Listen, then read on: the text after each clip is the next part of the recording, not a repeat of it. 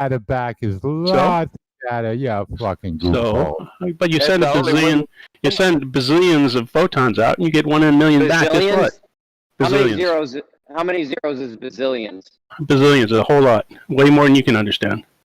Give me it to the 10th power. How many 10 to what power? 10 to the 500, 10 to the bazillion power. Actually, 10 to the half bazillion. How about that? You know how goofy. But what difference does that make? We bounce lasers off the moon. 1953, the first time they did moon bounce.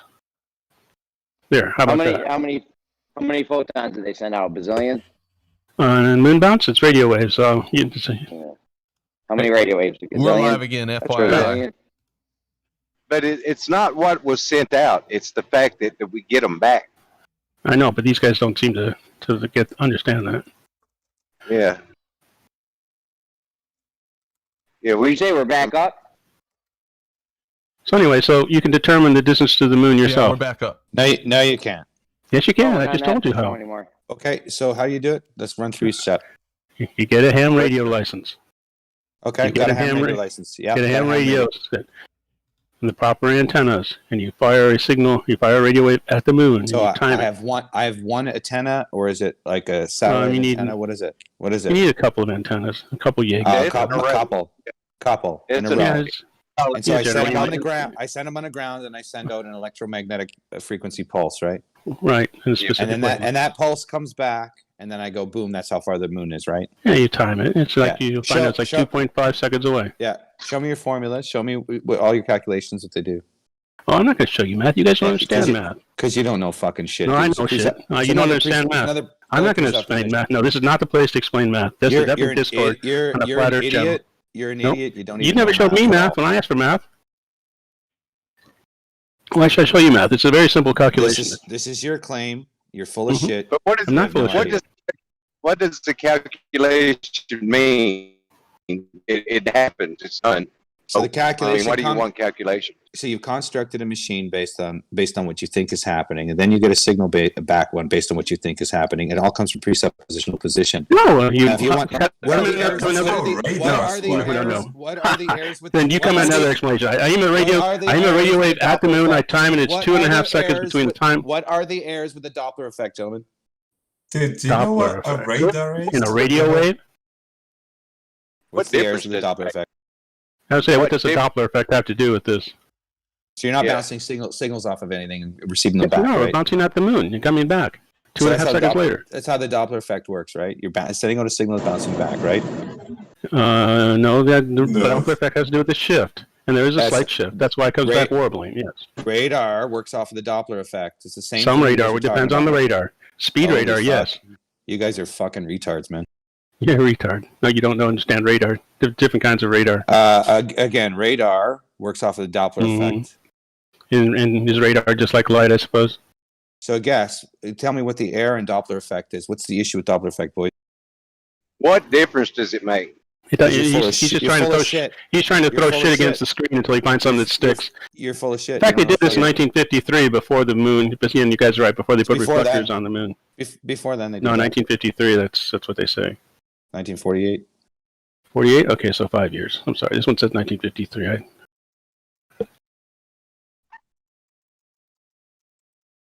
Yeah, I mean, I'm going to go over for the show, Brandon. What's that, Jeremy? What's going on? Yeah, we're back. We're back up. Mike Low? You're breaking up a little bit. Did you have any other shit you wanted to go over for the show? Or? Yeah, I was just letting you guys kind of get that out of your system. Let's see, what else did I have? Let's talk about the fantastic origins of NASA. I'm sure people are well aware that they have a sordid past. I've been promising we're going to talk about this for a few days now, so let me just bring up my link. The name of this article is 4 Creepy NASA Founders. The 4 really creepy guys involved in NASA's founding. I bet you guys can name the 4. Let's see if anybody can name all 4 of them. Take a shot at it. Werner von Braun. I know Jack Parson. Jack Parson. Okay. Is But Von there's- Braun one of them? Barner von Braun. But DARPA, who's the head of DARPA there? Because he's the main guy though. The head of DARPA started it was 1958, 1959 when NASA and DARPA were founded. It comes from the head of DARPA though. What's his name? He's the real creeper. I don't know about that one. I don't know his name. Yeah. Hold on, I'll dig it up 1 second. Wasn't Okay. one of them called Heimlich or something? Heimlich? No, he's not in this one.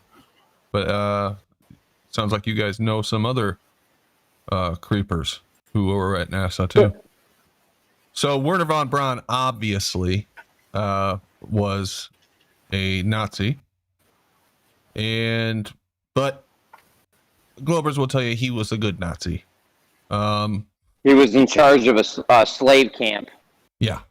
So I don't know about that. Right. And here he is with Walt Disney. Him and Walt Disney were buddies. They made some movies together, including. I've been telling heads Walt was in on it.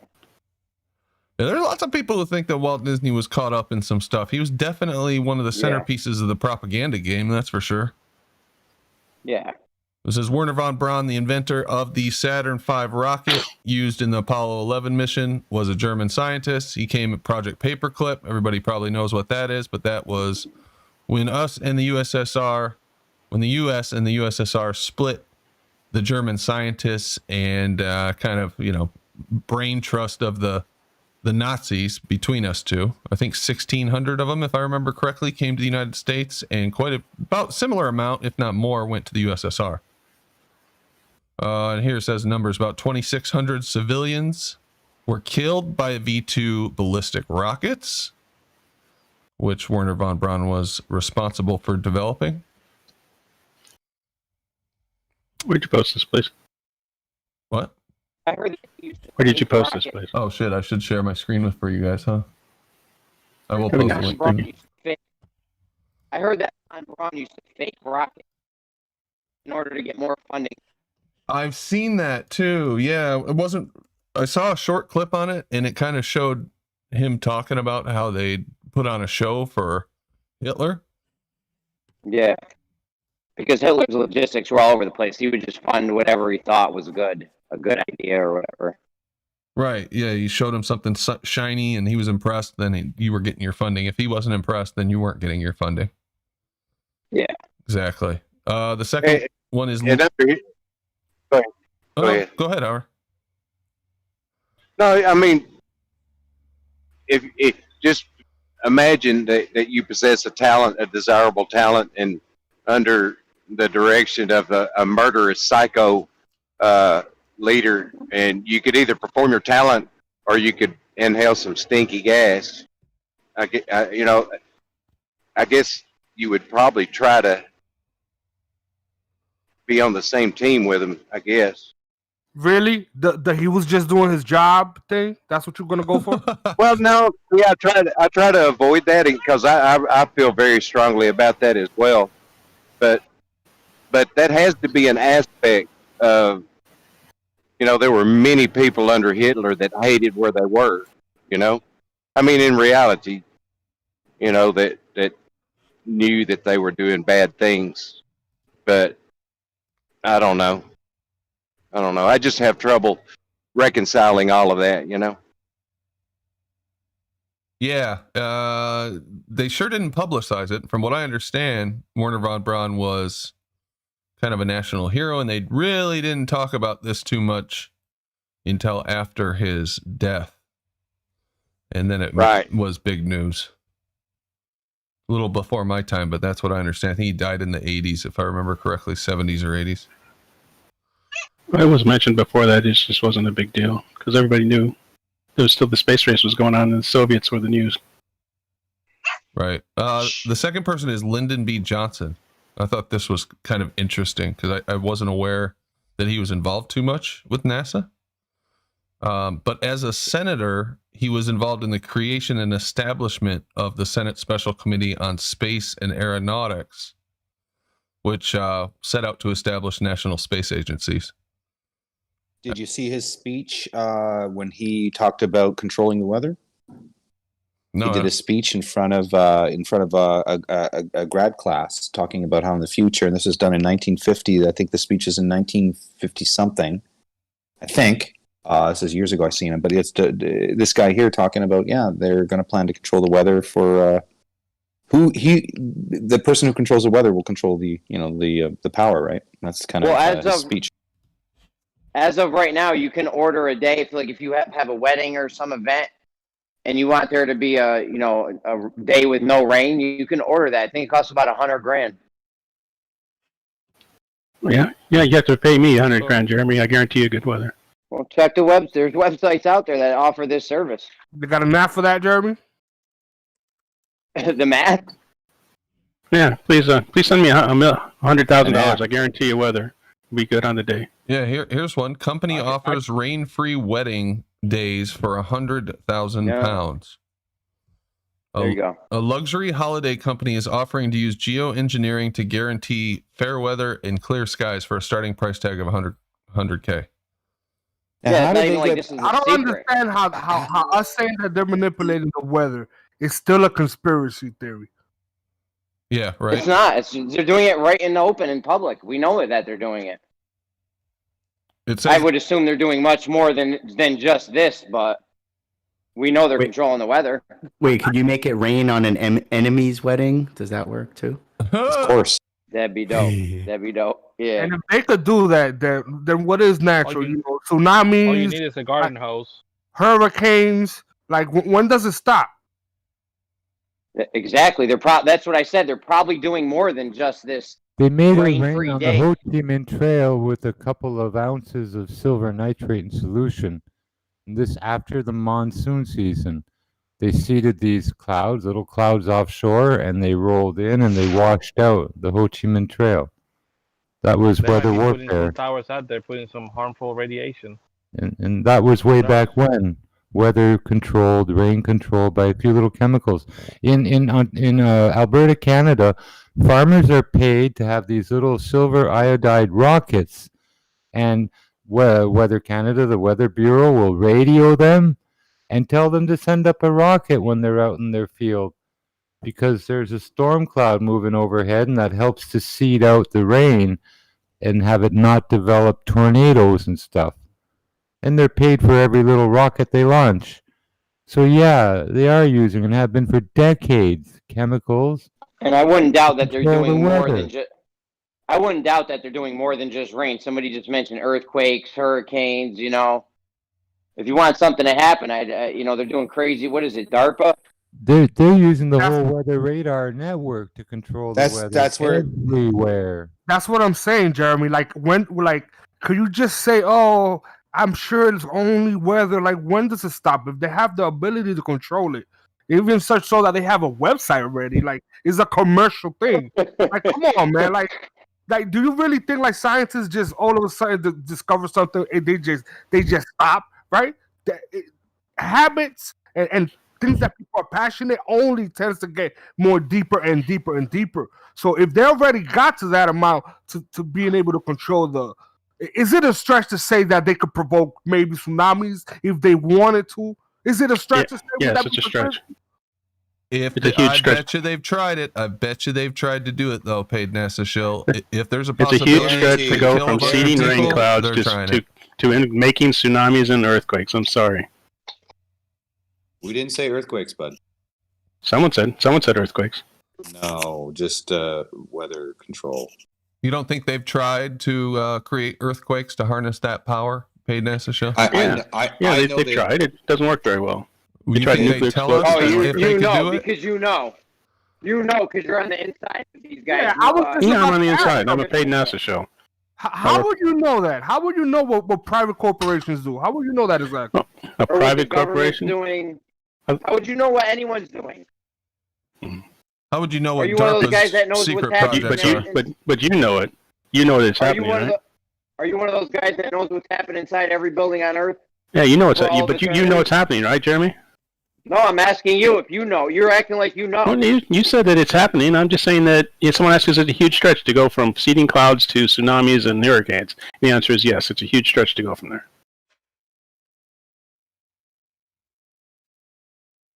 Have you looked into the dark histories of governments and, have you looked into these things, or you just believe that these people are godly in origin?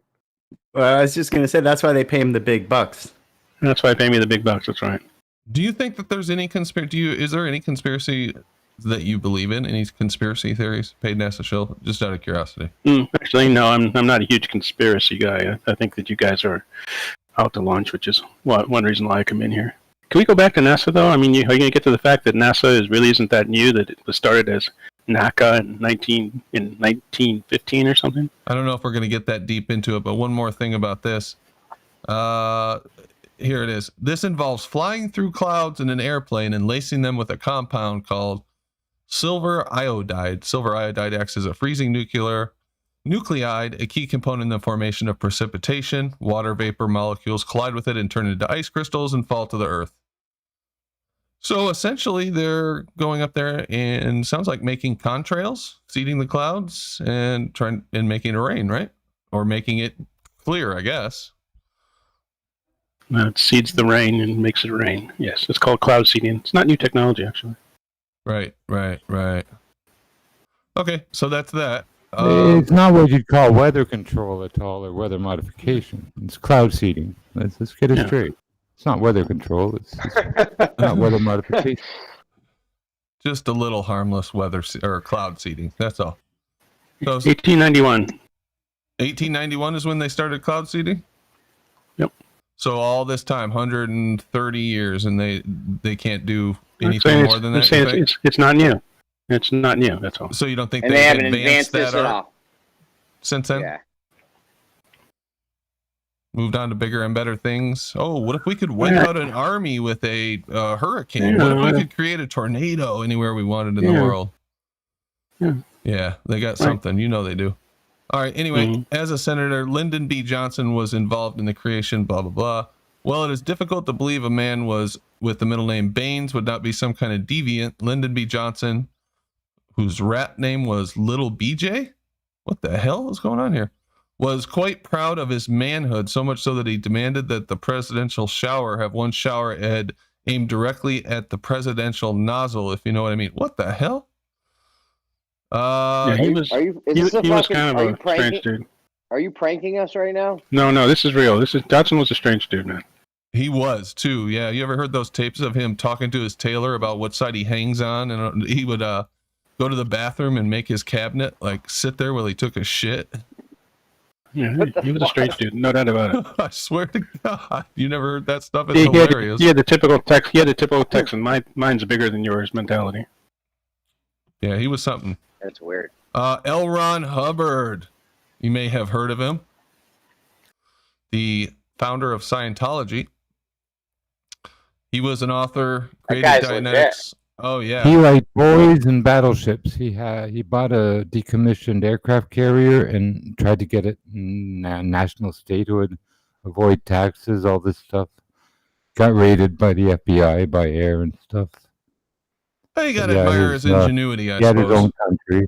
Well, there were no women on any on that ship. No, I think he literally lived like 2 miles away from the shore in like international water. Yeah, he literally lived there, bro. That guy, like, you have to respect his genius, though. He had game. He had so much game that he convinced a whole bunch of people to join the cult. So this man, you can't say he's stupid people. No, he literally created a religion. Now, if that religion is going to continue and become as big as, say, some other religions like Christianity or heliocentrism or the other major religions, we'll see. Shots fired. Better known as L. Ron Hubbard was an American author. Yeah. Before he created the church, he was involved in the religion of Thelema, which is an occultic religion founded by Aleister Crowley. Crowley, once called the wickedest man in the world, created this religion based on sex magic and do what thou wilt philosophy. So he was into some... That doesn't sound devious at all. No, he had some odd habits. Okay, here's where we get to the NASA tie. Hubbard temporarily lived in the home of Jack Parsons, founder of Jet Propulsion Laboratory, JPL. While living there, Hubbard and Parsons performed a series of magic with a K, specifically sex magic, to summon an elemental spirit known as Babylon. Parsons wrote to Aleister Crowley regarding Hubbard, saying, I deduce that he is in direct touch with some higher intelligence. He is the most thelemic person, I don't know what that word means, I have ever met, and is in complete accord with our own principles. However, Crowley did not trust Hubbard and believed he was a fraud. Aleister Crowley thought this guy was a fraud. So that's pretty interesting. Yeah, so Jack Parsons and this guy doing sex magic, they got into some weird shit. I got another citation where it describes the shit they were trying to do. And here's Jack Parsons. The final stop in this freak show is a man by the name of Jack Parsons. Parsons invented solid JATO fuel used in rocket engines and was the founder of Jet Propulsion Laboratories. I didn't look up what JATO fuel is. Maybe one of our resident rocket experts know. Do you know, Peyton? Yeah, it's jet-assisted takeoff. Seen it? You ever seen the C-130 from the Blue Angels takeoff with the little rockets on the side? Pretty impressive. That shoots it up in the air. Okay. I don't think they do it anymore. Gotcha. Okay. So this was some early rocket technology, I take it. He was also into the thelema. Okay, in 1939, Parsons and his wife Helen joined the Freemasonic thelemic group Ordi Templi Orientis, referred to as OTO, following the principles of free love, debauchery, and sex magic. So yeah, pretty weird stuff. Now, let me see if I can find... he died in an explosion in 1952. Evidently, he was trying to build something in his lab and it exploded. Shortly after his death, police investigators discovered a film at Parsons' residence, which showed Jack Parsons and his mother Ruth having sex. Sorry, maybe I'm a little ignorant to the ways of the world, but what the fuck is sex magic? I don't know, but I'll tell you what they were going to do. I've never looked into magic too much. It just seemed like something that wasn't very interesting to me. But I mean, well, now I'm interested because we got the sex part connected to it. So how does it work? Does anybody on the I'll panel familiar with sex magic? That's what she said. I'll research it later. Okay. With my wife. All right. Where do we post? Do we post in general or? Do you like? Yeah, I posted it in general. Yeah. Okay, I got a picture of JATO if you guys are interested. Sure. Yeah, I'll bring that up. This is the fuel that he invented, Jack Parsons. Okay. Oh, this is so they have a shorter takeoff distance. That's correct. Yeah. Okay. I've rode on one of these before. With JATO? I don't know if it had JATO or not. It was just a C-130. I don't think it had JATO. Not very comfortable. For some reason, the Army and the Air Force have something against comfortable seats. I never understood that one. Yeah, you guns don't deserve seats. That's all. That's what they said, yeah. Here we go. Right now. Oh, that's pretty cool. All right. Yeah, so it's pushing off the air and making them go faster. That's not pushing off the air, though. That's interesting. I'm just joking. All right. Let me see. There is a description of this stuff that they were trying to do. This thing. What was it? The non-scientific set of ideas were steeped in the occult, Satanism, and black magic. Parsons swore the oath of the abyss, having only the choice between madness, suicide, and that oath. Then I took the oath of Magister Templi, even the oath of Antichrist, before Frater 132, the unknown God. I have no idea what the fuck he's talking about. And thus was I Antichrist loosed in the world, and to this I am pledged that the work of the beast 666 shall be fulfilled. Apparently noting that the Antichrist is only a few letters away from anarchist. So there's some thinking that he was also an anarchist, or maybe those guys are anarchists. I don't know. There's into some weird shit. And it gets a little weirder if I could find it. Anybody looked into Aleister Crowley or read anything that he wrote? No? Nobody has studied this stuff. If I had, I would have figured out the sex magic thing by now. Yeah, you'd be working on that full time, huh?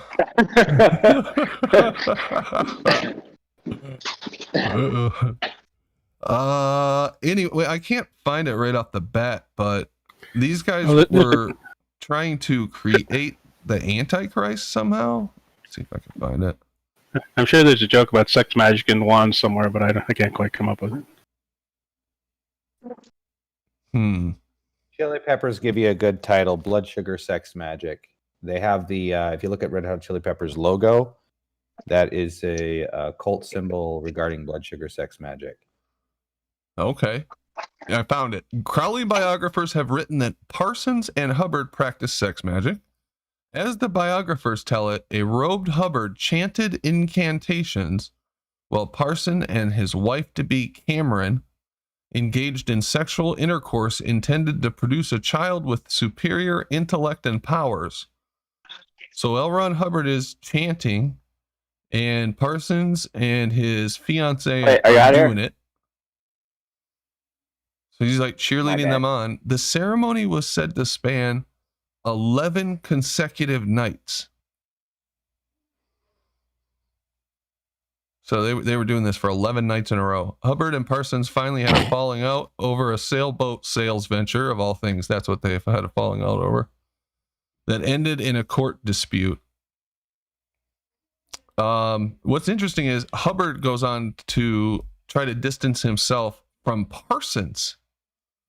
He didn't want to be known as having associated with Jack Parsons.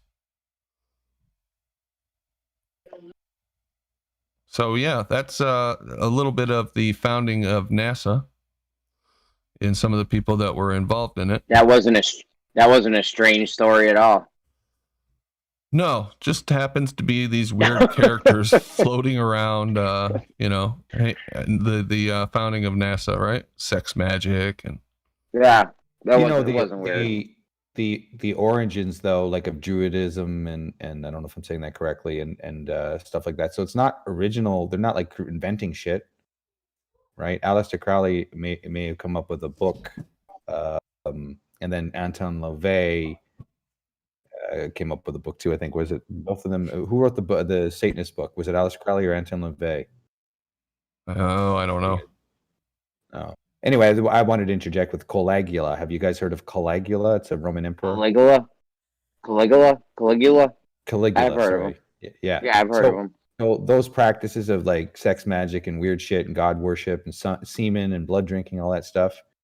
Just research Caligula, Roman emperor shit. Yeah, Caligula was crazy. Evidently, Parsons also contributed to the design of the Pentagon. The geometrical shape or the building in Virginia? Doesn't really go into the details of it. I looked. Where's the Pentagon? In DC, right? I thought it was in Virginia. Yeah, I think it's real close, but yeah. It's actually in Virginia, just across the river. Yeah, correct. Interestingly, none of this stuff can be found on the NASA website about its founding. I don't know why. I can't imagine why not. Yeah, I don't know why. You figured they'd have that front page. This company that he started, JPL, goes under JPL, another the Jet name Propulsion now. Laboratory. Yeah, there's another name for the company now. I can't remember what it was. It's in one of these articles. Let me just read this. It was one of the rocket companies is also his. Yeah. Aerodyne or one of those. That's it. You got it. Yeah, it's Aerodyne. That was it. NASA has sprouted from the likes of the self-acclaimed wickedest man in the world, Aleister Crowley, mass mind control black magician Satanist L. Ron Hubbard, and uber occultist, black magician, Satanist Jack Parsons. Yeah, but again, NASA is just a continuation of NACA. I mean, NACA was founded in 1915 and ended, and they just changed the name in 1958. Oh, How come okay. nobody says that? It sounds like NASA evolved from nothing in 1958. I don't know. Yeah. That's it. Oh, and the Nazi. Forgot about that. I don't know That's about too much about Walt If Disney. you're going to do rocketry in the 50s, you're going to have to have some Germans there because they were way ahead of the time and everybody else. I mean, we had who was the guy? How many sex magicians do you need there? Or Satanist a handful. occultists? Yeah, these guys are weird. Definitely weird. I mean, LBJ was among the weirdest. This dude is. I never heard of this dude until today. I have to admit, he's weird. I've heard the name before. I didn't know he was in all this shit. You know, smart people get in some weird shit sometimes. This guy's definitely. Did I mention L. Ron Hubbard and Dianetics before on your show, Brandon? I don't think so.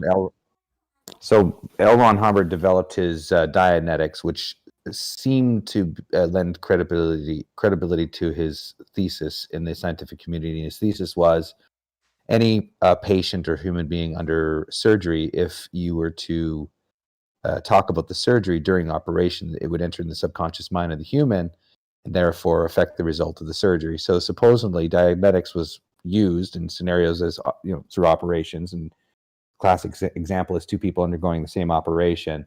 The doctors would say the surgery is going well. The other person would say the surgery is going bad. And the results were the person who had the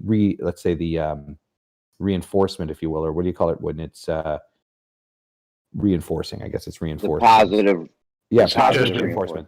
Power of suggestion is essentially what Dianetics is about, is power of suggestion over the human mind. And they through that process, they gave Dianetics gave L. Ron Hubbard that leg up to create his religion, Scientology, right? And well, did that work, or? Well, that did work because that got a lot of people in the door as far as credibility goes, understanding power of suggestion. No. I worked with a hypnotist, so I learned about power of suggestion. Did the Dianetics thing work with the surgeries?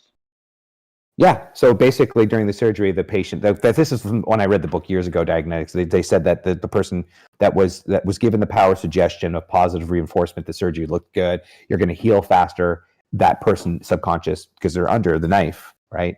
So the test is not to have the person conscious of the words, but they would nonetheless express the words. And I guess over the study, they found that there was a correlation to positive reinforcement to the subconscious mind. Why aren't we still doing this today? We do this today. It's neurolinguistic programming. It's Tony Robbins is all about neurolinguistic programming. It's surgeries, during surgery. I don't know. I have no idea. Maybe because it's part of a metaphysical idea in conflicting with a medical procedure. And those Have you ever seen Lynn McTaggart and with the intention experiments? I'm sorry, what experiments? Lynn McTaggart, she did the intention experiments. No, I haven't seen that. Oh, something like that. That sounds like it's right up your alley. Well, it's the same thing as if you look at The Secret, right? Power of suggestion. Like the whole thing is you put positive things on a glass and you put rice in it. The rice or whatever. The words would affect the water, so forth. Like the Buddhists have apparent observations of these frozen snowflakes, or they froze water. Dr. Emoto, right? Yeah, Dr. Emoto did the snowflakes, and you got the rice experiment and the intention experiments, shit like that, mind over matter kind of shit. I can speak for myself that neurolinguistic programming works. As far as the experiment of labeling two bottles with a positive message and a negative message and putting rice in it, I've also done that observation. I don't think it's scientific, but my conclusion is that the rice that had the positive had the mold on it, and the rice that didn't have the positive didn't have the mold on it. So I didn't have is mold a bad thing for the rice? I don't know. I mean, the idea for us, mold is bad on food. So my observation when I did these little experiments didn't work in favor of positivity. But for internal prognosis, when you have something conflicting you, it's best to confront any negative thought with a positive one. And that's the process of neurolinguistic programming, which is essentially the power of suggestion. I'm sure there's something to, that positive thinking, power of suggestion. No doubt. I haven't tried that rice experiment personally, but I like the way you described it. Because, okay, you do it, you put the positive words on one, the negative on one. If the mold grows in the negative one, you say, it worked. If it grows in the positive one, then you say, mold's a positive thing. We make penicillin out of it. It worked. Exactly. Let me say two things. Hold on. Let me say two things. Let me say two things real quick. One, we need this information about those starting 5 of NASA. Like, this is the shit we need to have ready on hand. And 2, you need to take the rice jars, keep them completely separate from each other, and then switch the spots. So if you had the hate one in your kitchen and the love jar in your bedroom, switch though. Do it again and switch them to see if it was the location. The conditions in the location, you know what I mean? Did you try doing that? I just think the mold that I got from the rice, just that one piece of rice had the mold in it and the other one didn't. That's honestly what I think happened. So it yeah, no, but it could have been the conditions though. It wasn't necessarily perfectly controlled as far as the food goes, but my 2 containers were cleaned out with soap, rinsed and dried. But I didn't quality control the food, so I couldn't tell you if the rice actually had mold on it already. So, which you got to do it twice. You got to do it one time, and then you switch this. You keep the containers separate from each other, and then you switch the spots and make the love jar be in the hate where the hate one was before, or however you labeled them. Yeah, that'd be a good way to do it. I haven't done extensive anything extensive on it. So more than just writing the words on it. They say it's more of the emotion of the person. Like you're supposed to go, say nice things to the love jar of rice, and you say, "Oh, you're such nice rice. I love you." And then the hate one, you go, you go, "Fuck you. I hate you. You stupid ass rice." You can pretend you're battling a Glover. Well, here's a funny thing. Maybe we should do this as an observation. We get a whole bunch of rhetoric of the globe on tape, and then we get the whole bunch of rhetoric of flat Earth on tape, and then we put 2 plants, the same plants, side by side, and then we say what plant grows faster. Let's do that one. Yeah, that sounds like fun. I like that one. Get a whole bunch of fucking rumpus spiel, right? And we'll get a whole bunch of Nathan Oakley spiel, and we'll put them together. And we'll see which plant grows faster. Oh my god, I was hoping the Rumpus Earth came on is tonight. very We flat. had so much fun last night. And then you maybe see how long it took each plant to grow to maturity. You could document that. All right, I think the Nathan Oakley plant would just commit suicide. Just rip itself out of the earth and just dry up right away. God, nothing against what he says. Just his voice would drive the plant crazy. You would think that, but the plant wouldn't know if it's a plant or not in the globe world. I would not know if it's a plant. Sorry. I'm just making a joke. Okay, I'm sorry. I missed it. You guys don't know. It's all good. It's all good. It's all good. Yeah, L. Ron Hubbard is an interesting guy because he found Scientology, right? And he has all this symbology that goes along with it, and ceremonies and all this stuff. And I look at like NASA and their symbology and their ceremonies, and I think, are they using some of the same tactics, these mind control kind of manipulation tactics that L. Ron Hubbard used in his Scientology stuff? The more interesting thing here, I don't want to take away from L. Ron Hubbard. The most interesting thing is Walt being in on this. He had access to every child in America. You know what I'm saying? To put anything he wants into all of the children across all of America. He was by far their biggest asset, I think. Yeah, he was part of something apparently called Ordum de Molay. So he was another. I guess that's a Masonic thing. I take it. I don't know. Some of these Masonic groups. What it looks like they were all part of secret groups. But any idea? Yeah. Yeah, this guy Walt could put anything he wanted into the minds of every child in America. How much power is that? You couldn't get more powerful than that. They're responsible for Tomorrowland, right? Particularly Walt Disney and Werner von Braun were purposely together to create Tomorrowland.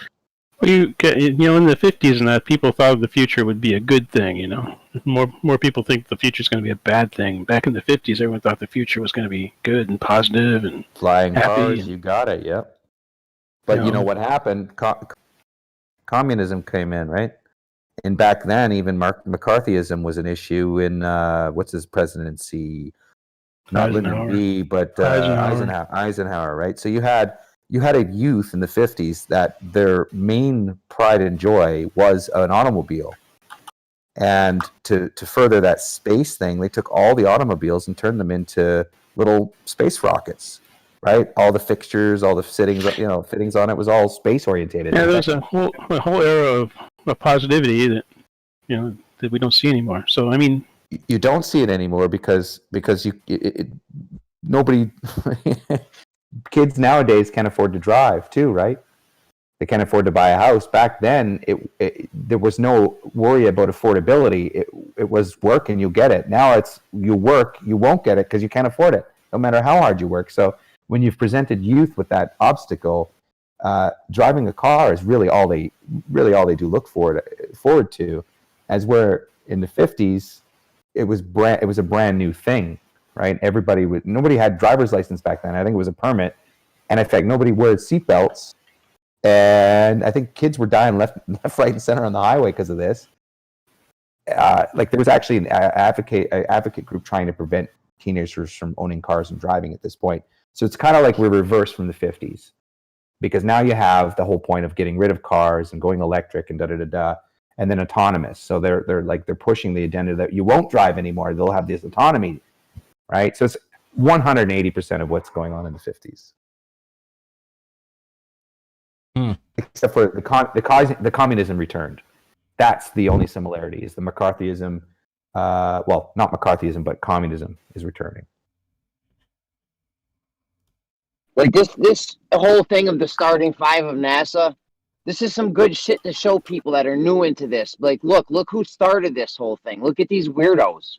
They didn't start it though, Jeremy. I keep telling you that NASA is they renamed it. They had an organization already and renamed it. So DARPA got involved, and they not DARPA, NACA, the National Aeronautics. DARPA got involved, yeah, but DARPA got involved with NACA. DARPA didn't come on until much later. No, DARPA came out at 58, and NASA was formed in 59. Look at the weirdos they had involved. Main figureheads in it. The point is you had. You're correct. I'm sorry. I thought DARPA was much later than that. I apologize. No.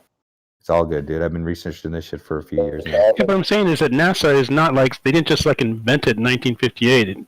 They just took NACA, the National Air Force. NACA wasn't anything. Yeah, but NACA wasn't space. It was just wind tunnels and aerodynamic stuff. There was nothing to do with space. It wasn't until DARPA came. Well, it's because they didn't know about space. They knew they're trying for space, but they didn't get there.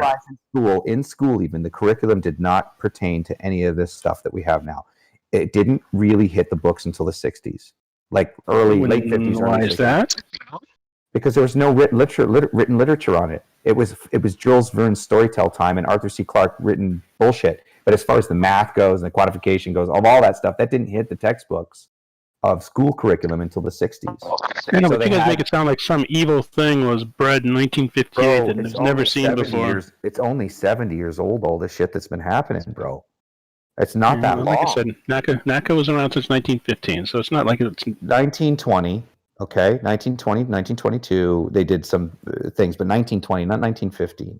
Well, listen to this. From 1958 to 65, ARPA's emphasis centered on major national issues, including space, ballistic missile defense, and nuclear test detection. During 60s, all of its civilian space programs were transferred to NASA. So definitely did come from DARPA. NASA sprang out of DARPA, at least parts of it, right? Exactly. So originally it was nothing to do with space until DARPA got involved. It was all about aeronautics, wind tunnels, all this other shit. This was the 50s, thinking that space should not be military. There should be a civilian organization running space. That's why they spun it out, one of the reasons. But they weren't doing that in 1920. It wasn't until the 60s, dude. So it was 40 years because later. They didn't get in space in the 20s. They thought about it, but they didn't have the technology. So there was no literature on it. Yeah, exactly my point. What is no? Yeah. It's like you're saying. They well, didn't have rockets. They didn't have a they- rocket formula. They were didn't working have on distance it. to the. Give me a break. They though. had the distance to the moon. We knew the This is distance to the only moon long 70 before that. years old. This whole fucking psyop is only 70 years old. That's it. Psyop. Yep. Oh my god. Okay, we're gonna end it that Would way. you have a It's problem all with a the fucking term psyop, psyop? Though seriously, Hayden S. Yeah, when you could NASA as a psyop, then it shows that you're just a conspiracy theorist. I'm not talking to you. I'm sorry. You don't think that there's conspiracies like this? I mean, DARPA itself is a highly secretive organization. We have how many I different wonder why that intelligence is. agencies in this country. What the fuck do you think these guys are doing? What secrets do you think they're keeping from us? Here's the thing. Do you really think they're I know, not they're about keeping- espionage? Do you really They're think keeping they're the shape of the Earth secret for us for reasons, again, right? You're telling yourself there's no conspiracy. Do you believe in espionage, yes or no? Espionage exists. Exactly. That's the fundamental principle of the upper atmosphere and controlling it. Is purely espionage. It is not anything to do with fucking traveling to Mars. That's a bullshit taxpayer scam. It's all about spying and espionage. That's what it's about. It's always been about. Think about this. So von Braun comes out of Nazi Germany. That was the first time rocketry had been used for long distance weapons, right? So they immediately they see, holy shit, this is going to change the world. This means that eventually we'll be able to hit another country from the other side of the world.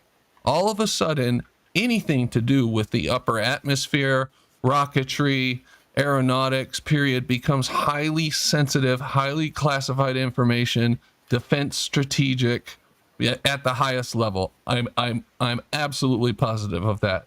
Now, do you think they're going to go tell the world how all this works and what all their plans are and just go, we're doing this, we're doing that. Here's how everything works up there. That seems like a really dumb thing to do, especially if you're preparing. You just came out of total war and you're preparing for another total war, supposedly, which is bound to happen eventually. So, of course, they're going to prepare for another total war. They're in this mindset and they've built this huge defense machine. These guys need something to fucking do to make money. This my rant's over now. Does that make sense, though? Thank you. It's absolutely makes sense because if you know, That's rants go. It wasn't too bad. If you know anything about war, it's all about espionage and spying and get the information first and always getting the upper hand. Well, the National Advisory Committee on Aeronautics, NACA, was formed on March 3rd, 1915. Okay, so I read it in 1920. I'm wrong. Oh, and we know they were doing stuff before that because, you know, obviously ever since flight was invented, they had an interest in all of that stuff. But it doesn't seem to have ramped up until this time, right?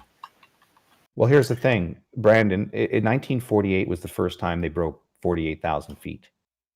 So what, 1950 is the first time they got up to 50,000 feet in the air? It doesn't seem that long ago, does it? Now we're going to Mars? Give me a fucking break. Amazing, isn't it? So if you've got to test rocketry and you've got to keep these secrets, what cover story are you going to create so that your activities are, you know, subterfuge? You throw people off the scent of what you're doing regarding this technology. What's your cover story?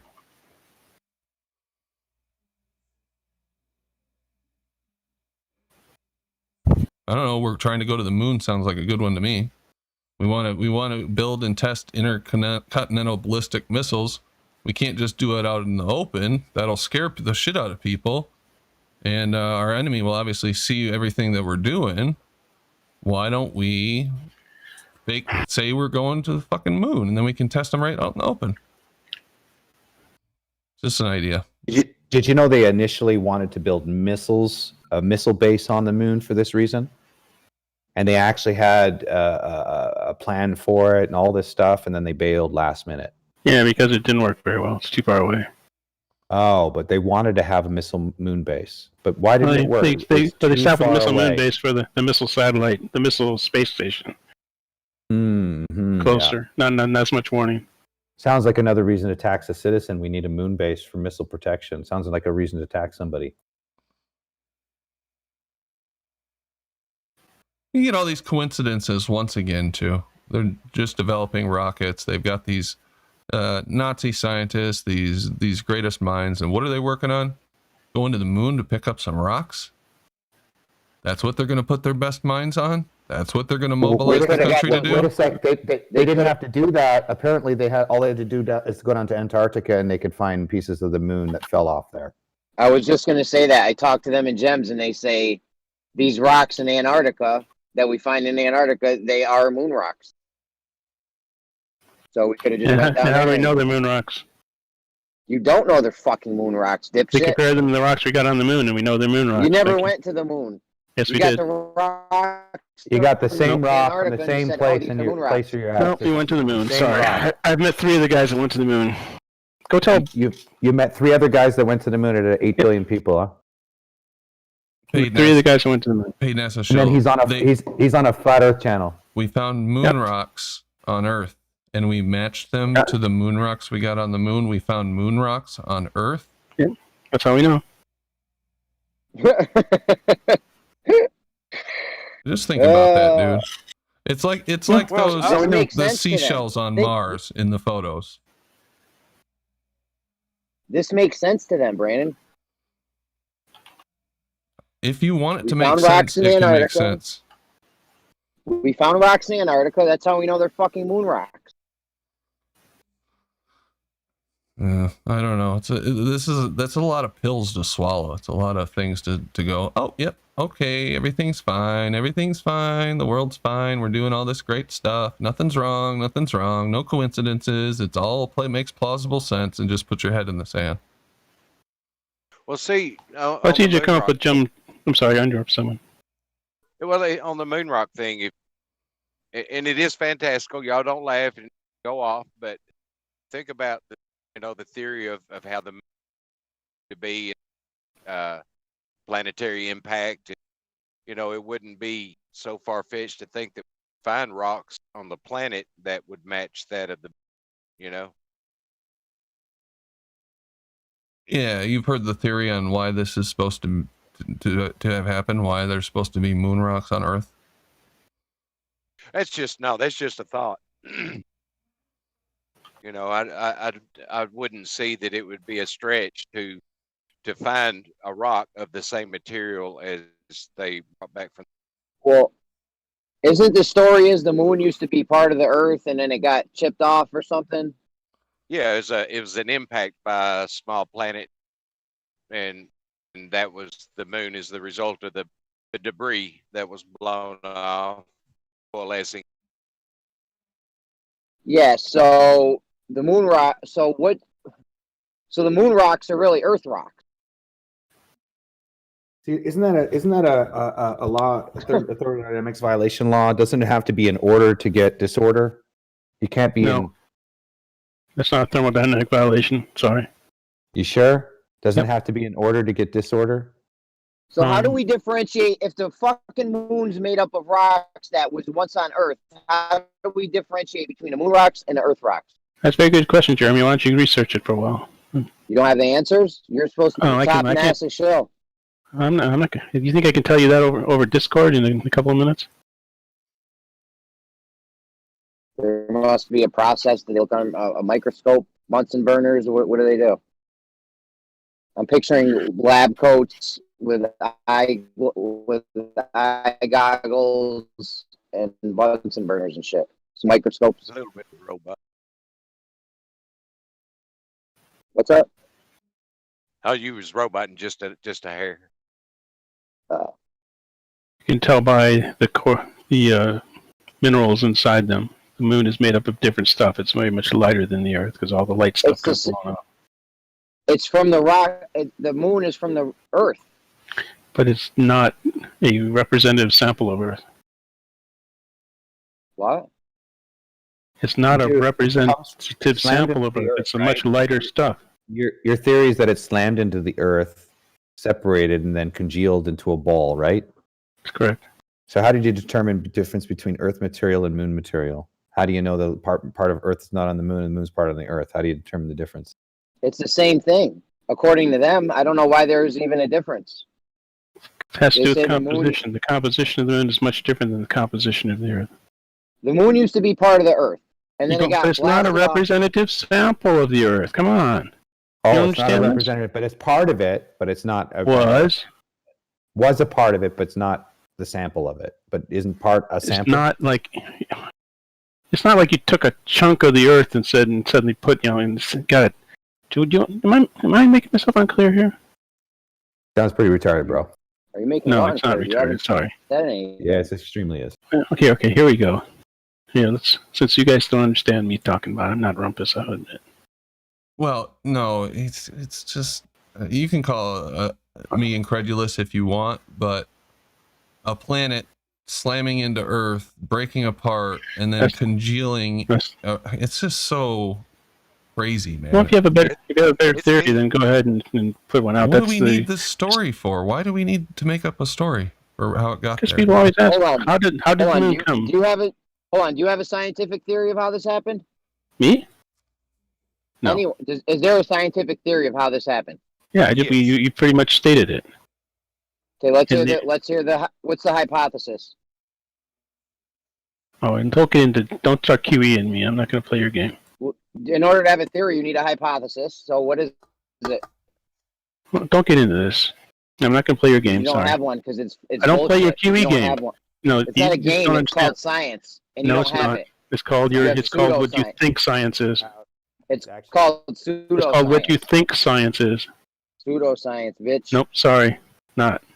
See, the I'm not science playing your argument. QE game. I'm not hearing your QE sycophant suck up game. Sorry. Yeah, It's not a game. This is how you. Nope. Me Sorry. neither. That's what they teach them in 6th grade. Science is much bigger than that. Sorry. That's how you get a theory. You have a hypothesis, and then you do an experiment, and then you get a theory. At least it's a fucking standard, and you don't just go around making stories up. They got pseudoscience. That's why they can't. They think this is some bullshit QE made up, but it's how you get a theory in science. It's how you get a scientific theory.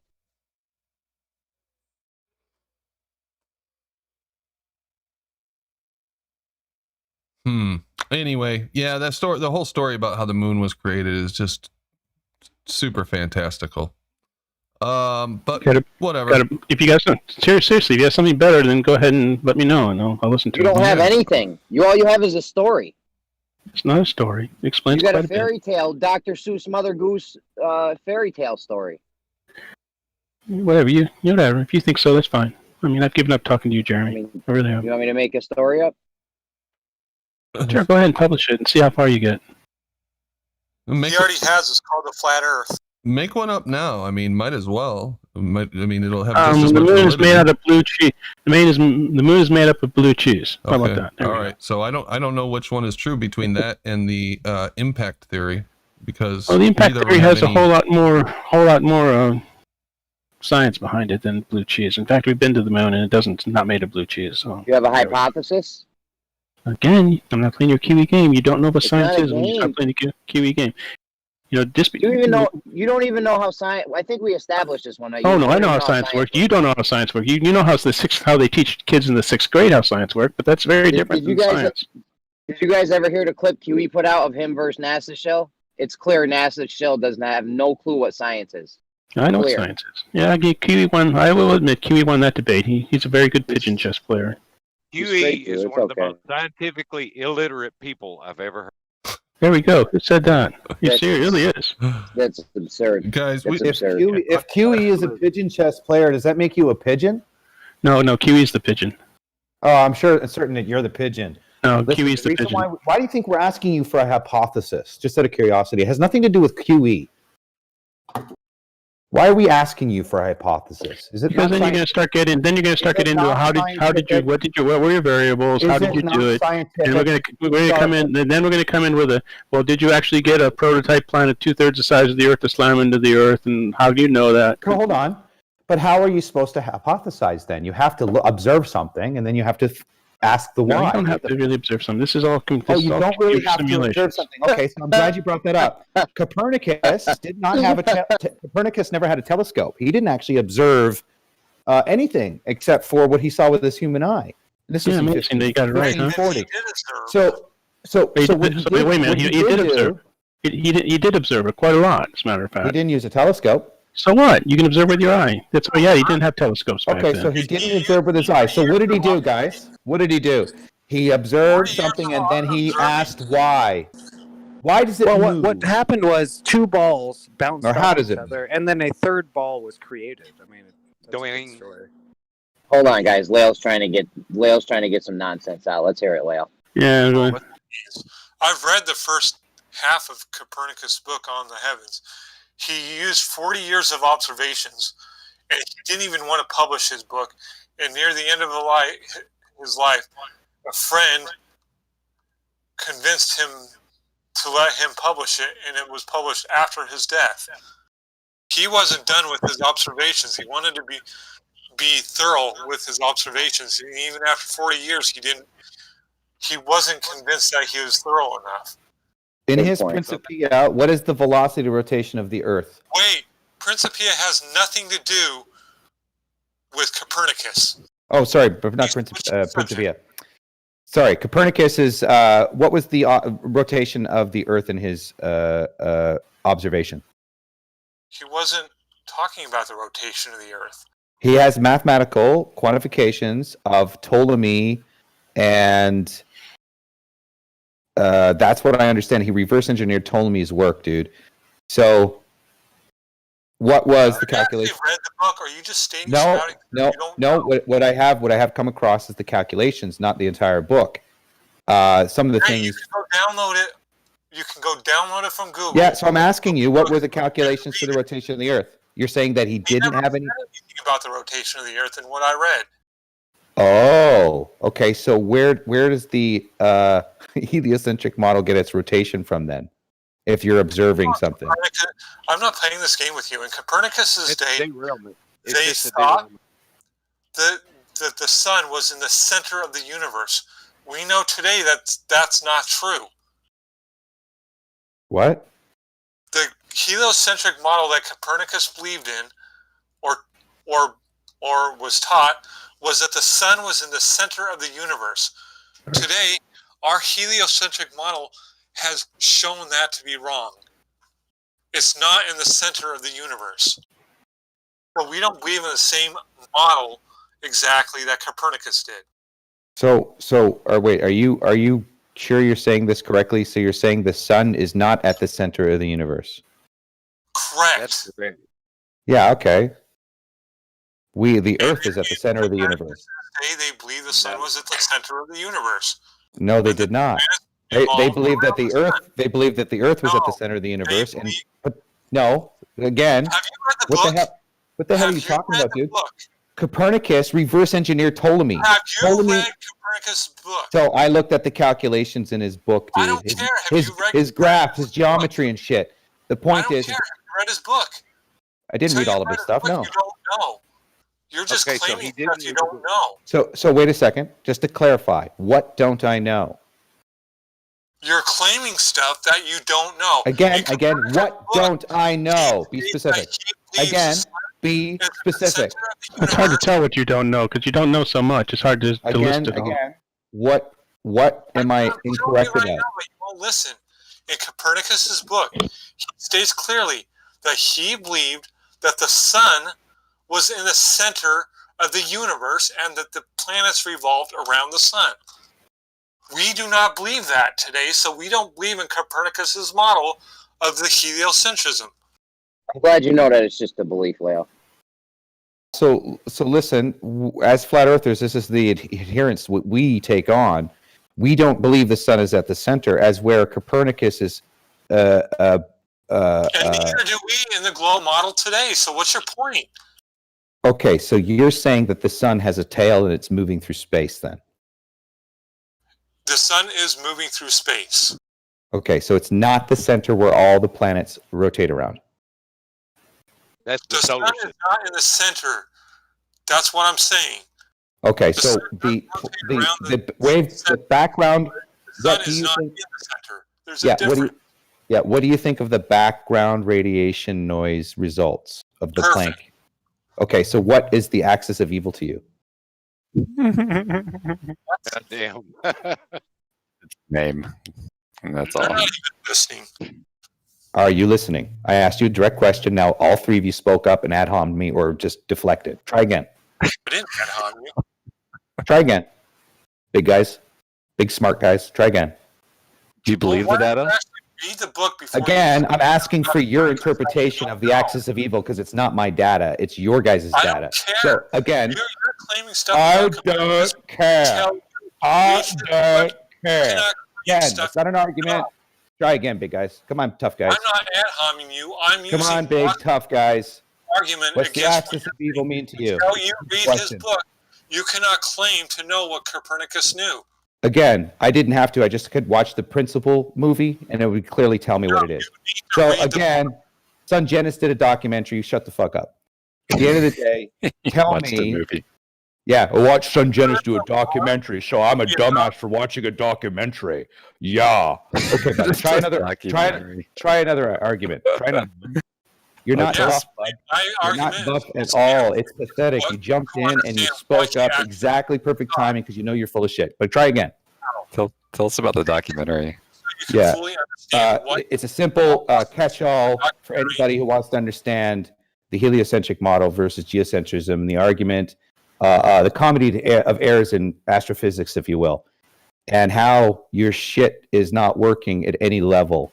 It's just one compartmentalized equation on top of one compartmentalized equation. The fact that you're laughing is all I need for proof to know you guys are full of shit. I'm just stating facts. What facts are you stating? What facts are you stating? Today, we do not believe in the same heliocentric model that Copernicus did. That is a fact. Okay. And? So why are you trying to equate? Again, I asked you, what did you think about the axis of evil in the microwave? I don't know. Perfect. You don't know. Therefore, there is CMB. right? What did you think of it, sir? Go again. Try again. I think Focus it's on the there. question. So what? What's your point? So you think it's there. What's there, sir? Be specific. Come on, be Background precise. radiation. Perfect. Yeah, the axis of evil. Focus on it. What does that imply? Background radiation is there. They see it. Perfect. What does the axis? Why are you deflecting? Look, this is how pathetic it is. Why you act so big? Why you act so big when you guys are just full of it? Again, what's the axis of evil to you? Look out, Lil. This guy watched a documentary. Yeah, I watched the documentary. I know the heliocentric model. Yeah.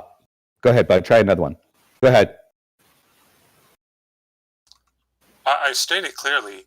Yep. Axis of evil. Yep. You did. What was it again? They see background radiation, and they, as science portrays it, they claim that background radiation came from the Big Bang. That's how science portrays it. What is the axis of evil again? Try again. Question. Oh, well, but I've been asking the only question. That's it. Don't try to deflect again the sixth time. It's pathetic, guys. It's pathetic. We all can see it. We all can see it. We all can see how pathetic and disingenuous it is. Wake the fuck up already and just be real. Yeah, dude. Three of you jumped in when I asked you. Three of you jumped in when I asked you. One guy goes, "Do you believe the data? Do you believe the data?" Dude, do you believe the data? Because what the fuck's the axis of evil then? Because it's not my data. It's a big scary name, apparently. But I watched a documentary, so you know. Yeah. Right. That's your George Bush can tell about the axis of evil. That's your argument, eh? You watched a documentary. You watch the mainstream news. That's your argument. Yeah. Sounds like you weren't ready to take the quiz, Lil. Again, it's just really obvious how bad you guys are. Can you guys send some people that at least know how to be genuine when they debate instead of just outright cringe? It's outright cringe, guys. You might get off on being cringy, but you're being cringy. I'm not being cringy. I'm being honest.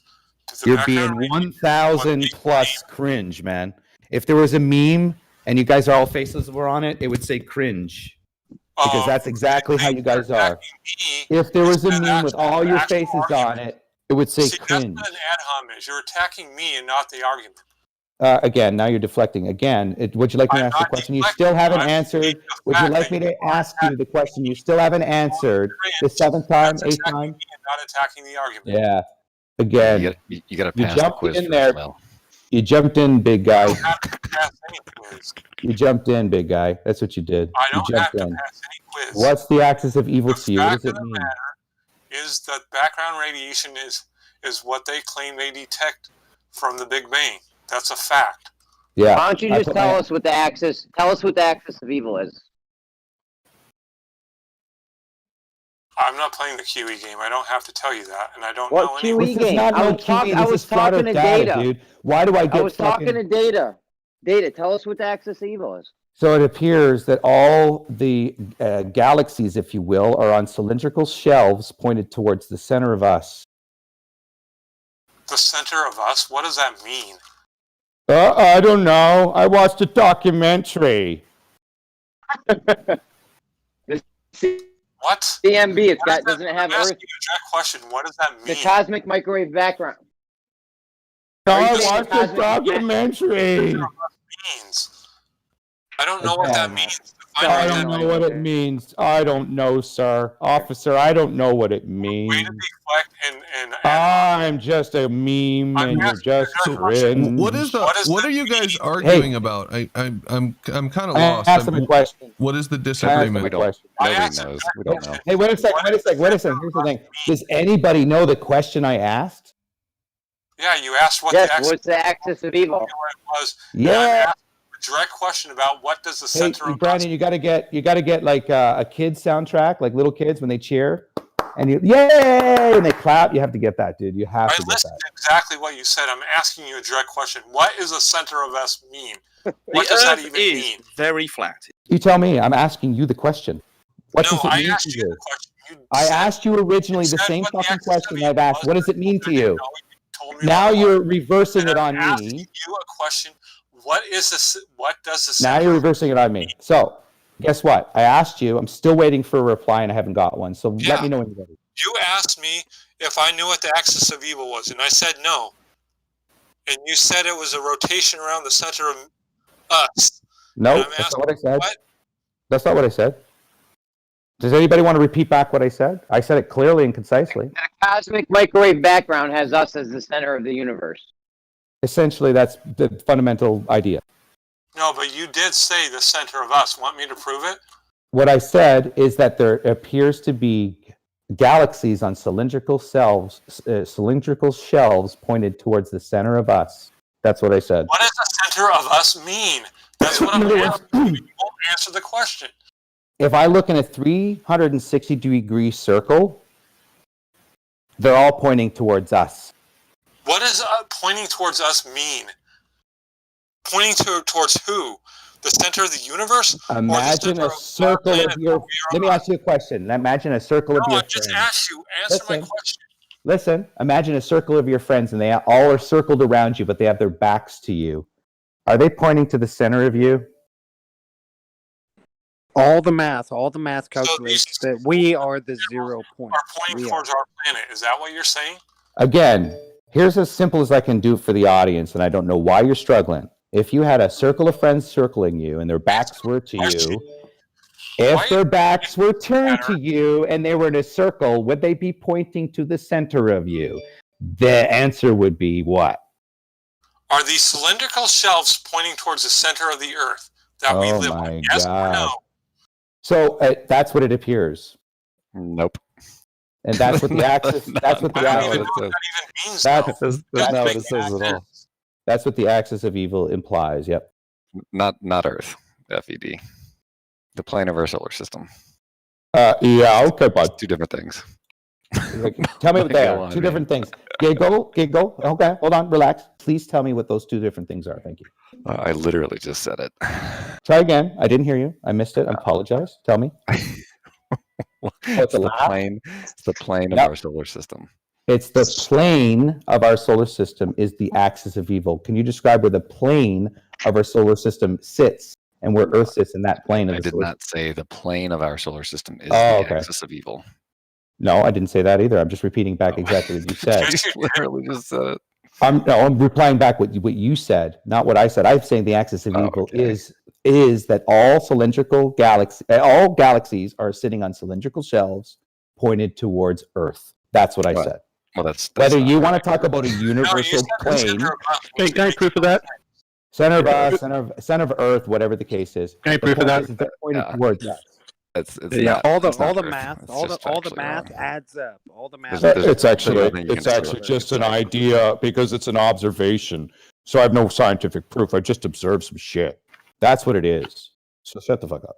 Well, I mean, you're wrong about it, so I don't know why you're even talking about it. So. I'm wrong because I perceive an observation that you tell me how you verify it. Just you yourself. Just go ahead. Because I'll tell you how I verify it. But you're the Oh, one you who didn't. brought Well, it up. do you know how they tell me that I can verify this background radiation noise? You don't tell me how they verify it. Do you want to know how? Well, it sounds like you're wrong about what they said in the first Do you place. want to tell? Do you want me to tell you how they can tell me how modern No, science I tells want me? you. Listen, I want this you to is be for everybody correct listening about in the audience. information The presented. Earth is very How flat. how does everybody in real life test for background radiation? Do you guys know? They actually Why even instruct you argue how it to if you do it. haven't presented the information correctly to start with? They actually tell you on NASA's website how to do it. Do you guys want to know what they instruct you to do? What? It's weird that you keep Turn talking. your old-fashioned TV on. There you go, buddy. There you go. That's what they do. Turn on your old TV. There's the background radiation noise. Right up, Data. Why are you talking about the axis of evil? Because you don't really believe that it even exists, right? Tell me about it. Tell me about it. I don't. Why? Because you don't exist. You Oh, don't I'm think it excited. exists. Tell me about it. I'm asking you to tell me about it. Keep going. Yeah, look at I that mean, man. This guy watched the documentary. Well, let's see I know. what. I just let me read something. Documentary. Let me read something and let's talk about this. So Lawrence Krauss is quoted as saying this, but when you look at the cosmic microwave background radiation map, you also see that the structure that is observed is in fact in a weird way correlated with the plane of the Earth around the sun. Is this Copernicus coming back to haunt us? That's crazy. We're looking out at the whole universe. There's no way there should be a correlation of structure with our motion of the Earth around the sun. The plane of the Earth around the sun, the ecliptic, that would say we are truly the center of the universe. So what does he mean by that? The way the universe works, no matter where you are, you're in the center. Well, first things first, Lawrence Krauss actually taught there that the Earth revolves around the sun. He doesn't think the Earth is stationary. The key thing there is plane of the Earth, not the Earth. No, He didn't says mention the Earth anything like that, Leo. But He says the Earth rotates around the sun. He said that. Read that again, Brandon. I'm not. no, he heard was that, talking. yeah. He was I'm talking asking about what it means. theoretical elliptic. Is what he was talking about. Okay, he never said anything plane about actual Brandon, movement or you physical can read it rotation. again very clearly, especially the part where he says the Earth rotates around the sun. Yeah, I think it was Yeah, clear we've the been first talking time. It about said the- correlated with the plane of the Earth around the sun. That's what he said. Yeah, the orbit. Yeah. So you believe half of the It's statement, but the part theoretical. where the Earth rotates around the sun, that's false, right? Well, I don't believe any of this shit. I'm asking a question. I'm wondering why we're even talking about this if no one. I mean, Flat Earth Data doesn't believe in it, so why is asking questions about it? Do you guys Can't believe be in an it? issue. Well, man, do you think that this CMB map is significant information or to be trusted? Or I mean, Definitely significant information, yeah. yeah, but I mean, I don't know why it is that way. I mean, I make no claims. I mean, we can't even observe the whole universe, so I mean, don't ask me. yeah, I don't know enough about it to say. I was hoping somebody would tell me what this means. I guess if Lawrence Krauss doesn't know, then no one on this voice I really knows. wouldn't worry about what Lawrence. I really wouldn't worry about what Lawrence Krauss says. He doesn't think there's anything wrong with incest. So Really? And do you know what's yeah, really you never heard that. You never heard that video clip. He was having a debate with someone, and the guy asked him about incest or something. He's like, "I'm not sure there is anything wrong with incest." Just isn't everything. So I mean, Yeah, Go YouTube incest search and cosmic background radiation are two different things. true. for the audience. Go search Lawrence Krauss incest. But you know what? You know when you dig about the information, right? They talk about Planck's satellite. But when you find out how they did it, they actually have these large, like, you ever see those old arcade games that you sit down, it's a flat table. Oh yeah. Imagine Miss really large. Pac-Man. Imagine larger versions of those, but instead of the screen, you have a plate, and that plate would be sending out a signal and bouncing stuff out, right? And receiving stuff in. But they have those spread all over Earth, right? So if you think about the practicality, what's more reliable? It's the same process mentally and logically as they claim that satellites is the fastest signal, but yet they use ground cable fiber optic. Because reliability. Because it doesn't travel. No, it's not reliability. It's faster. Let me finish. Yeah, satellite. It's faster. Satellite. It's faster because you don't have to go all the way to the satellite and back. The satellites are way out there. Okay, again, the signal between the science claims that the satellite signal is a faster signal, right? No, incorrect. This is what science says. And the more reliable. Both. Maybe compared to the old copper cables. Let me but finish. the new optic cables. Yes, there's diffraction in it. Faster. So listen, because they're shorter. Yeah, there's a diffraction in it. So listen. No, there's diffraction. That's why they bounce back. That's why they work. So listen. The point is that they claim science claims that satellites work faster than fiber optic. It's incorrect. Show me that reference. Just go reach telecommunications. Just go. No, you do it. You show me this reference. You're wrong on this one because fiber optics are faster because they don't have to travel all the way up to geosynchronous orbit and back. Yeah. It's simple math. Speed of light, right? Yes, speed of light. Exactly. Don't matter the distance, dude. Speed of light's instant. So no. Incorrect. Not instant. Incorrect. That is the stupidest thing you've said all day, and you've said a lot of stupid stuff. Okay, it's not instant, right? You guys have a calculation. No, it's not instant. Right? How'd you calculate it again? How'd you calculate it again? You had to come up with a constant, right? Constant comes from the observation, right? So you can have a variable, and that's why you have accumulative errors. It's because the constant's based on observation was based on a variable. That's why there's what? Constant's based on the variable? That's why you can calculate it in variables. Yeah, for sure. You know what the hell you're saying, or are you just spouting off shit as you think it up? What do you mean? I'm talking about all kinds of things, right? You're talking about shit. Yeah. Right. This type we're talking about fiber optic cable and transmission and reliability of data. The point is to use cables because it's more reliable and efficient. So these CMB machines, if you will, are in fact large fucking flat arcade tables spread all over Earth, looking up into space, receiving background radiation noise, and then they compile the data. That's what they get, a fucking egg. You said that what you said, satellite communication is faster? Yeah, you did say that. The signal they say, right? The transmission signal is faster, but it's they use fiber optics for reliability. But this is what I read in telecommunications. Oh, you're wrong. But did you read also over there that light travels instantly? No, I'm just researching light and how they quantified the speed of it. There's processes of having different sizes wheels that have different rotations and intervals and two different distances between the points. There's lots of independence here that require that you'll develop a constant from based on the tools that you're using. In other words, the rotation, the distance will develop a certain constant. That's what you don't understand. This is the process of testing things like a fucking candle beam or the luminance of a candle from a distance using a wheel that rotates on mirrors, and then you can calculate the rate. The point is that there's all kinds of process of doing it, but you develop a constant from the observation, but the observation is it. That's the phenomenon. Your philosophy is whatever tool you're trying to deduce from your observation, right? So in this case, you're conjuring the tool to deduce the information. And the information your information you're creating based on the tools you're creating the constant. I just saying that light is instant.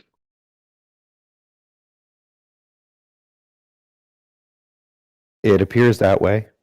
So you can't do any double slit experiments or anything because you can never know where the photons are. The Heisenberg principle? No, I mean you can never know where something is if it's constantly everywhere.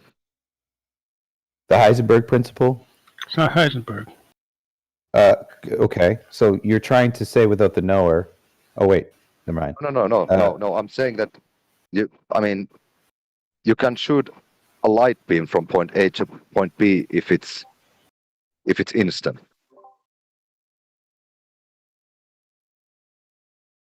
Hello. I'm sorry to interrupt, but I was just reading on this cosmic microwave background, and the Copernican principle states that humans on the Earth or in the solar system are not privileged observers of the universe. And this is saying that in 2020, the axis of evil observation was confirmed, which verified the same result via a different measurement. So it sounds like this is significant and that the Earth does have some kind of favored place in the universe.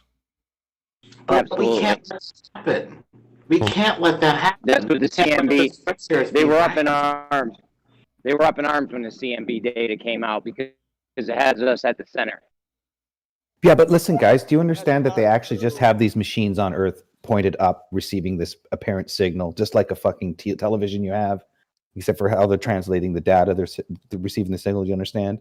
They're using a tool that they came up with based on a philosophy to receive something that's based on a constant, because the constant is there, so they have to There is no signal coming back. It's all math. I get you. Okay, yeah, this is more, assumptions, presuppositions, all that crap built into it. Well, no, there's obviously things that we deduced in reality, like radar works, right? We can tell how fast a car is moving. Okay. So there are obviously results here, but I'm talking there has to be a limitation to this result. In other words, what about bouncing something off what's called the ionosphere? I don't even know if that's a real thing, but they say it's a real thing. Like how What's do a we real know thing? that? Go get a ham radio license and do it. Here's how you save yourself some tax money, or here's when you're taking your car to a mechanic. Know a little bit about mechanics, and maybe you might have saved some money on your engine. So if the society understood the limitations of a lot of this technology, I'm sure a lot of people wouldn't be bamboozled into, taxes or investments on. Okay, 1800s, rich people paid for all kinds of shit, making an inner Earth. So the same process still exists. The same process still exists, but if we educate our audience on the limitations of this technological philosophy, because we're developing the technology here on Earth, based on Earth's principles, but then we like to fantasize that we can take these Earth principles and transcend them into, imagination, if you will. And I'm sure there is unique things that we have not been exposed to when it comes to the upper atmosphere. But as far as like moving to Earth or moving out of Earth into Mars and other planets, why the fuck do you want to go there? The drive for it is just crazy. Yeah, why would you want to go to Mars to die on some fucking rock, as they say it is? The pursuit of it doesn't make sense. Jeez, I certainly hope that Columbus didn't feel that way, or any of those guys. The pioneers and stuff, the Great American Expansion westward. I imagine that they felt that way. How much of the ocean has man discovered, Shill? All wide. How much? You mean the guys that sailed on that plane? How much? Using the Sorry? stars 2 or 3%, something like that. About 5%, right? Yeah, I knew it was down there. How much of the universe they discovered? They claim modern science. How much of the universe is discovered? We really don't know. But they say about 5% too, right? 3 to 5%, something like that. Right? So you talk about Christopher Columbus discovering Earth, but then you talk about man discovering Mars and all these other planets, right? Don't you think that if we were focused on society improvement, wouldn't you want to discover what we could do for poorer nations instead of trying to colonize Mars? When if you do look around, the people who benefit from colonizing Mars, not Elon per se individually that way, but it's also good to dream and all that other imagination stuff. But if you're trying to claim that the Earth is dying and we're polluting the planet, and you put all this fear going forward, you're going to make people want to leave. So they're going to be all force-based in a way. But in reality, the Earth isn't dying. And why not try to colonize, or at least put a small colony on the moon first? Why? The most local. Why the fuck would you want to live on the moon? Theoretical body. What is there to there's nothing there for If we us. believe in the heliocentric model, you would absolutely want to go to Mars and the moon and shit, because it's only a matter of time before the same asteroid comes that wipes the dinosaurs out, comes for us, no? So you want to live on some place that wasn't designed to host life? How the fuck are you gonna? Jeremy, just that saying, same and- asteroid can hit Mars. I mean, you I know, can't but really escape. if you have humans on Earth and Mars and the Moon and a couple other places, humanity's not going to get wiped out in one fell swoop. I'd rather die than live on some fucking barren shithole rock. People are committing suicide from lockdown on when they have their own TVs and video games and access to, ordered food, and people are still developing addictions and problems. You're telling me people in Mars? I want to go to the moon. Yeah, I so can't I mean, like, survive you're gonna. here. Oh, You're gonna go to the moon. there are guys on nuclear missile submarines that are undersea for 6 months at a time. That's insane. That's insane. Yeah, but they also give them a whole shitload of psychological tests. It does sound like a scheme to. It does sound like a scheme to transfer wealth from some people to other people. That's all Well, it if you sounds wanna like to me. Like we're gonna if you sink wanna a bunch of money stifle it- into going to Mars, and what the hell are we ever gonna get out of it? Why not stifle industry altogether? Go back in time. What and are we stifle going it to in get the out of 1900s? going to Mars, Lael? I want an answer to this. stifling- I want an answer to this. What are we going to Who get knows? out of going to Mars? Who knows? Even in your heliocentric model, what the fuck are we going to get? Who knows? Every cent that we Maybe might the give to fact going Hold to on, let him Mars answer. should Fuck. be an investment. Can it I should be an please investment. answer Let the him question? answer. Okay, what we get out of going to Mars or developing technology that we can make it to Mars is that we get better technology. The fuck we have to go to Mars to on Earth. develop technology on I Earth need that for? vacuum again. Because by developing technology that can make it to Mars, the technology that we have here on Earth will get better. We have to develop technology to go to Mars so we can have better technology on Earth? That's usually the other way around, bro. We get the technology here on Earth first, and then we try to improve it for space. You have a backwards way of thinking, man. So we're just Well, no. So we're wasting money on this mission so we can develop technology, but we're not going to get anything out of it besides the technology. To go to Mars will advance the technology that the consumer gets here on Earth of everything. So wait a second. We're going to develop cars. What would come first for the Space Force? Let's say, would you want to have new I'm not even airplanes? talking about actually going to Mars. I'm talking about developing the technology to enable us to go there. Do you understand how? Everything else below going to Mars, staying here on Earth. Do you know how technology develops? I mean, it's not just suddenly doesn't spring into being. I never said it did. Oh, No, not you. I'm talking to Fly Earth Dad. I'm sorry. Please educate me. I'd love to hear how. How is technology developed? Does it just suddenly like somebody just say, "Oh, I Does think it I'm start going with to a the rocket today"? hypothesis? Does it start with a hypothesis? No, generally, technology develops when you have a problem. Like, How does applied science work? Does it work? Does it start with a hypothesis? You know, I lived in an era where they had Shut the fuck 500 up, Rachel. megabyte hard drives in computers, and those were 9 inches thick. We should have went to Mars then, and then we could have got them faster, right, No, Leo? that's not what I'm saying, Brandon. Why are you trying to manipulate what I say? By developing different things for space, they can learn how to develop things that will improve the size of hard drives. That's what I'm saying. So, question for you. we How could did they- just how do did it. they We could just improve things? fake going to Microprocessors Mars. or Let's just fake going to Mars, and we can do all the same activities, but we won't actually go to Mars because it's fucking useless to go to Mars. say we would actually Lael is actually saying that you have to go to Mars to improve the efficiency of No, I hard did drives. not say Is that. what you're saying, Lael? Uh-oh. No, I did not say that. I get your yeah, well, point. you really want to. That I did not say. Yeah, I think you guys, you're chasing after the whole NASA budget, which is what, like I forget what it was. I looked up the other day. It's not very big though, not very much. Less than a percentage, isn't it? Penis, yeah, penis. It is. Well, NASA, do you see what they're doing? They're trying to manipulate what I'm saying. I know what they're doing. I'm not saying. It's a, no, we're just fucking with you a little, Lale. Let me Yeah, ask you're something. manipulating. Okay, I'm manipulating. I'm sorry, I manipulated you. Let me. Dishonest matter. Okay, let me ask a question.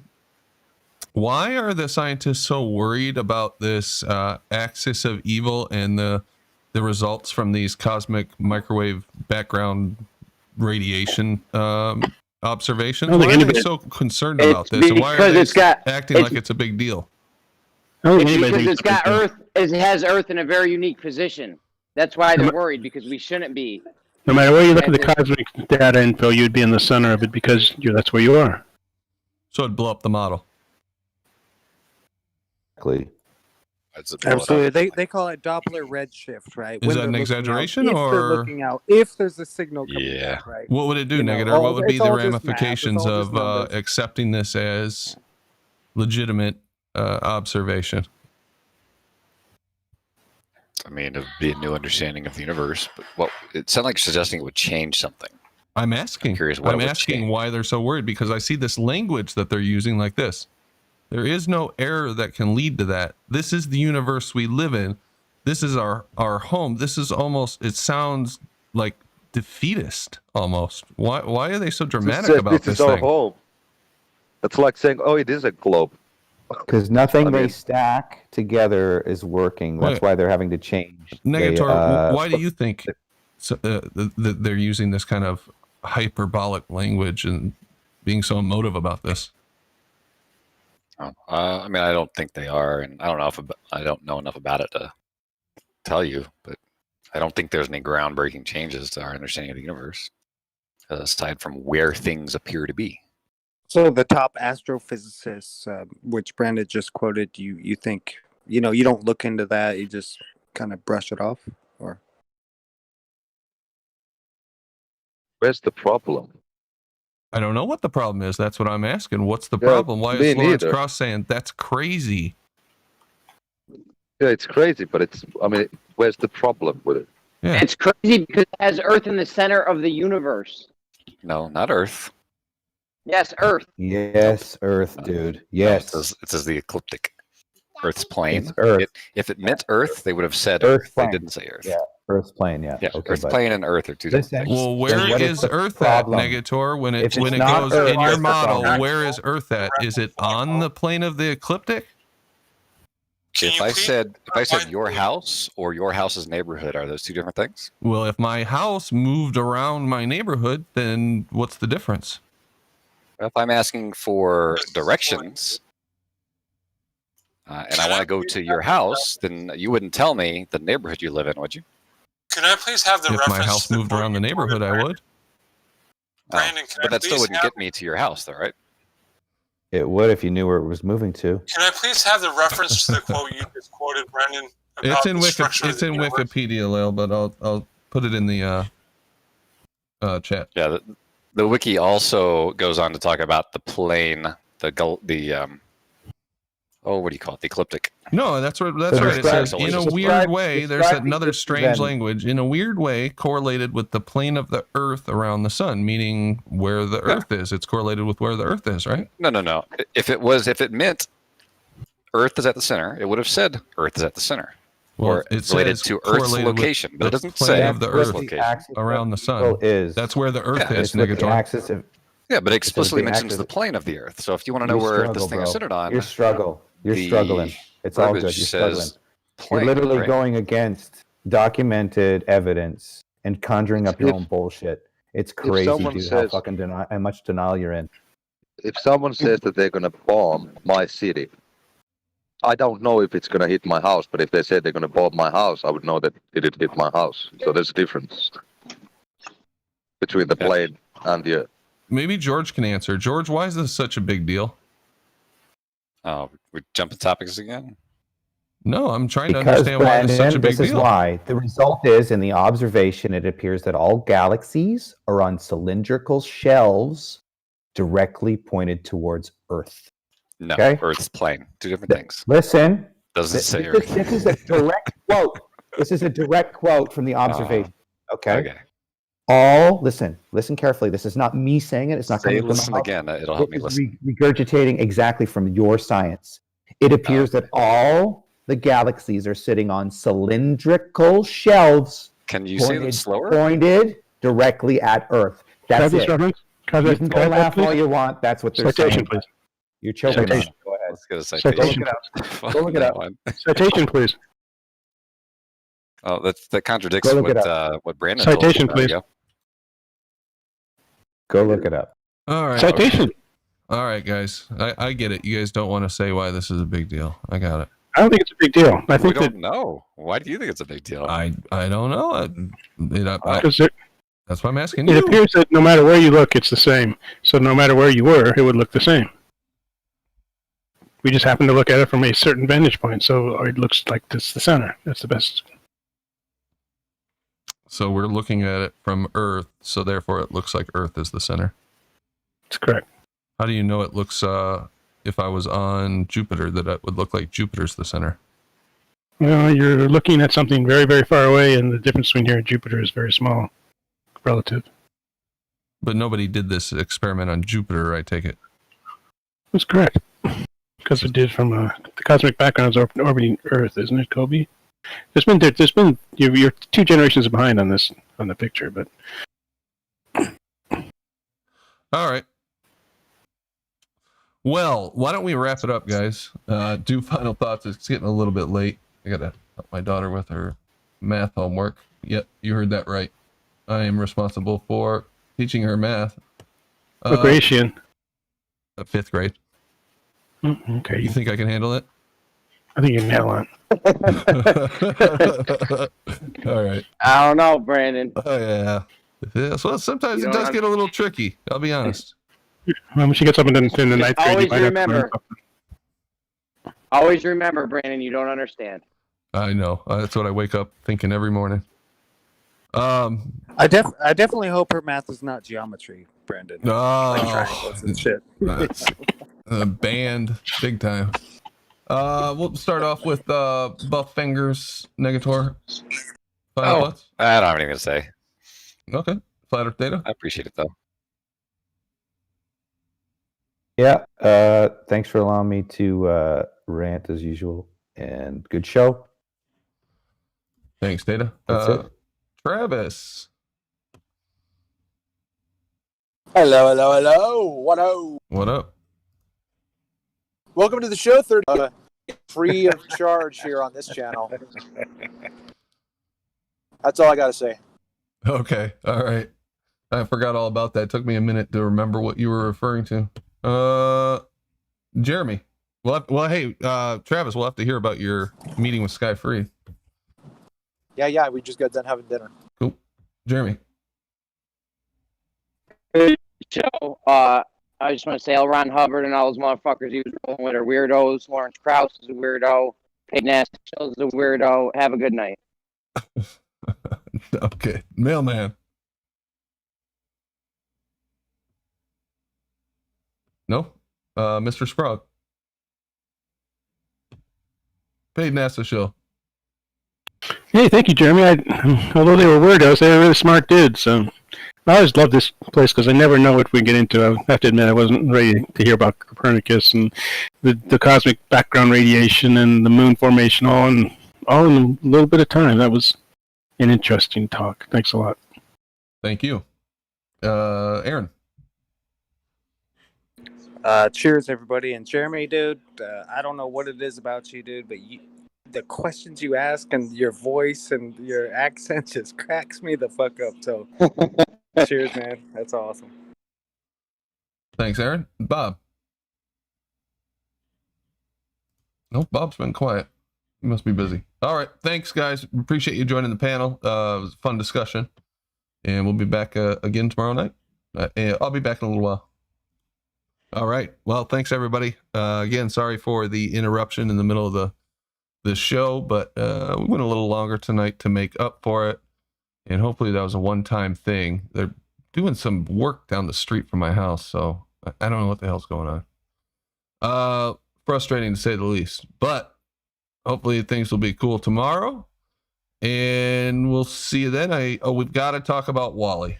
I was supposed to talk about Wally today, and the internet thing threw me off, and we never really got around to it.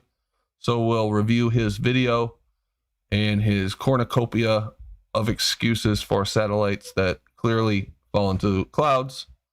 And who knows what else we'll talk about. Have a good night, and we'll see you tomorrow. Bye.